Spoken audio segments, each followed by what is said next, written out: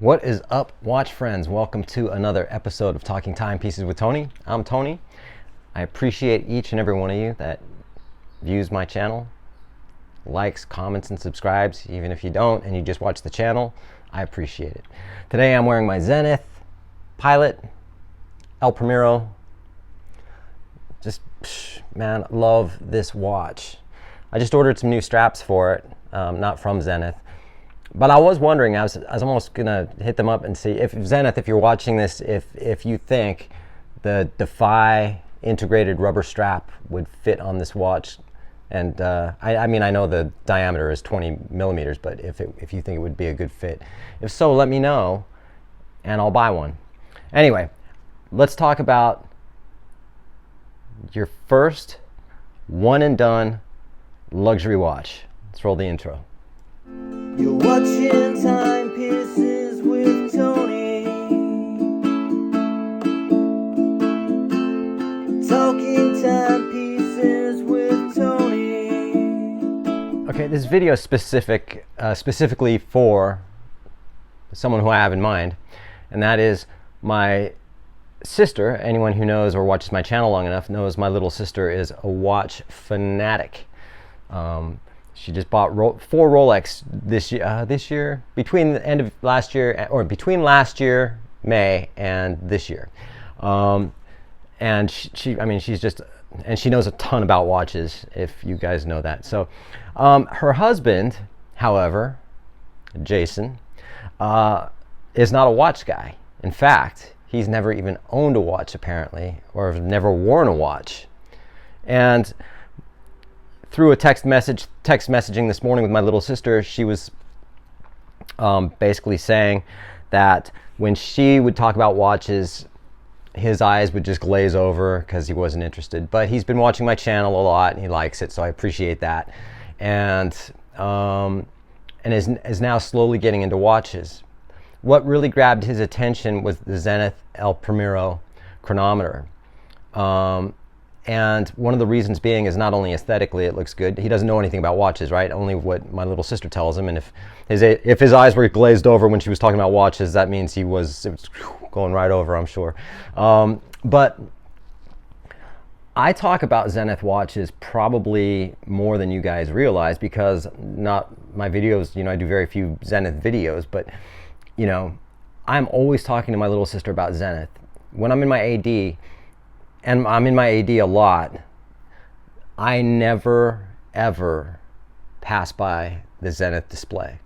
Whether or not I buy one or not, I'm always just trying them on, just like, all right, man, and then I'll buy a Cartier or a Rolex or whatever.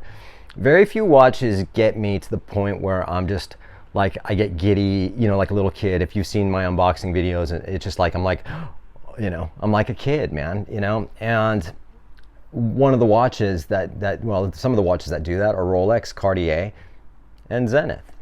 And I get stoked when I buy other watches, I'm just not all like, oh my God, But every time I pick up a Zenith and I look at them and I try them on, I go, oh dude, they're just, I don't know, man, they're just so underrated, but they're just one of the best watches on the planet. Whatever, that's my opinion. And, so anyway, what caught Jason's attention was the chronometer, chronograph. And for those of you who don't know, Zenith were the first company in 1968 to develop the first automatic chronograph. Most chronograph watches were manual wind, like the Seamaster, for instance, Omega Seamaster. And they were the first ones that came out with the automatic chronograph. So that's why their revival line is so cool, because essentially what they did is they came out with new watches that were exact replicas of what they made in 1968, and to a T, even with the bracelet. Now keep in mind, I don't like the bracelet. I would have it on a strap for sure. Very few watches that I do like on a bracelet. I do like all Rolex, to me, should be on a bracelet, except for the 1908. Cartier, tank, strap all the way. Santos, either one. Anyway, so Jason's deciding whether or not, you know, he's going to pull the trigger. Now keep in mind, this is a one and done. This isn't like he likes what he likes. He's not a watch, again, he's not a watch guy. He's going to have one really nice freaking watch, and that's it. He's not like us. You know, he's not a collector. He's just one and done. That's it. Now, my little sister sent me a text this morning and said, hey, I'm thinking about buying Jason a Hamilton you know, because he's never worn a watch, and get him used to wearing a watch. I was like, okay, which one? You know, she said the Field. I go, does he prefer bracelet or strap? She said strap. I said, okay, if you buy him a Hamilton, I recommend the Murph, because I love the Murph. So the 38 millimeter Murph. But I said the strap is going to be very stiff when you first get that watch. It's going to, you know, if you've never worn a watch and you put that thing on, it's a foreign object on your wrist, and you're not going to like it probably at first. You have to get used to it. All right, you have to just come to this fruition of, all right, if I keep wearing it, I'm going to like it, and it's going to become part of you. You know what I mean? The Hamilton leather straps are really stiff, and they're not real comfortable. It just takes a little while for them to break in, and then they're fine, and you're okay. But you have to give it that chance. You know what I mean? It's like anything. You know, you have to give it a chance. Or if you just go straight for the Zenith, then the strap's a much higher quality than the Hamilton. I mean, everything about it is higher quality than the Hamilton. Hamilton's great. So, needless to say, I'm really stoked that he's going to be buying a Zenith chronometer.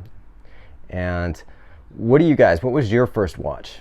Now, keep in mind also, how old were you when you got your first watch? You know what I mean? It's like, you know, me and my little sister had watches since we were like tiny little kids all the way up to now, you know, but being at like my age group, and not ever wearing a watch or having a watch or worn a watch, have any of you gotten into watches at an older age,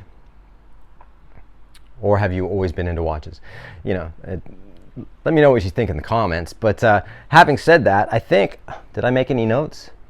No, I didn't. Sometimes I'll make notes and sometimes I don't.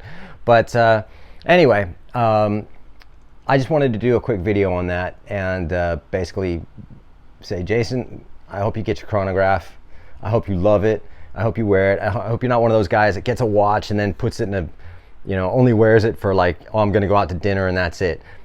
I hope you really wear it, and I hope you really enjoy it. Whichever, you know, again, if you get the Hamilton first, give it a chance. And then if you get the Zenith first, you know, then you're one and done. If you get the Hamilton, then the Zenith, then you got 2 watch collection. And who knows, that might spark a whole new thing for you.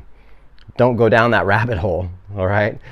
All of us, you know, my viewers, myself, and my little sister are way in deep in that rabbit hole of watches, you know? We spend a lot of freaking money, as you know. So anyway, just wanted to do a quick video, and I say quick video, it's still over 7 minutes, but I appreciate everyone, and, you know, we'll catch you on the next one.